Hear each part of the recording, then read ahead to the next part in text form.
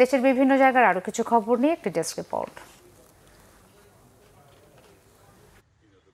চট্টগ্রামে দ্বিতীয় বিশ্বযুদ্ধের স্মৃতিবিজড়িত ওয়ার সিমেট্রি পরিদর্শন করে গভীর শ্রদ্ধা নিবেদন করেছেন বাংলাদেশে নিযুক্ত যুক্তরাষ্ট্রের রাষ্ট্রদূত ব্রেন্ট টি ক্রিস্টেনসেন।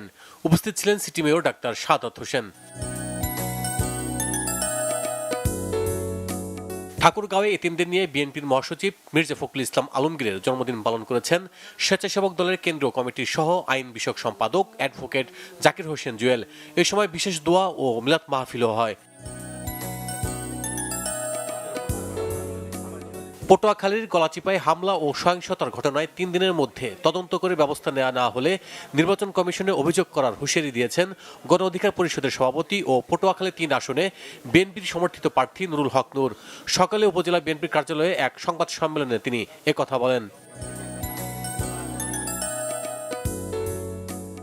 বগুড়ার শিবগঞ্জে জামায়াতের নির্বাচনী অফিসে হামলার প্রতিবাদে সংবাদ সম্মেলন হয়েছে স্থানীয় প্রেস ক্লাবে। দুপুরে এতে লিখিত বক্তব্য দেন কিচক ইউনিয়নের জামায়াতের আমির মোহাম্মদ মোফাজ্জল হোসেন।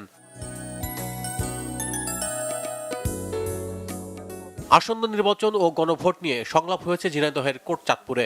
সকালে উপজেলা পরিষদ মিলনায়তনে এতে উপস্থিত ছিলেন জেলা প্রশাসক আব্দুল্লাহ আল মাসুদ।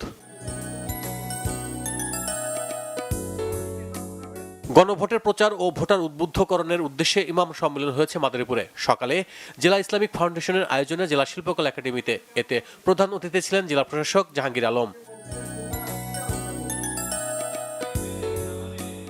ইমাম সম্মেলন হয়েছে ফরিদপুরেও। দুপুরে সদর উপজেলার হলরুমে এতে প্রধান অতিথি ছিলেন জেলা প্রশাসক মোহাম্মদ কামরুল হাসান মোল্লা। কারিগরি শিক্ষার উপর সেমিনার হয়েছে মানিকগঞ্জে সরকারি টেকনিক্যাল স্কুলে। এতে প্রধান অতিথি ছিলেন জেলা প্রশাসক নাজমুন আরা সুলতানা। জয়পুরহাটে শুরু হয়েছে জয়পুরহাট ও গাইবান্ধা জেলার গণমাধ্যম কর্মীদের নিয়ে 2 দিনব্যাপী নির্বাচনকালীন সাংবাদিকতা বিষয়ক প্রশিক্ষণ। উপস্থিত ছিলেন পিআইবির প্রশিক্ষক Zilhas Uddin Nipun. Bangla Vision news desk.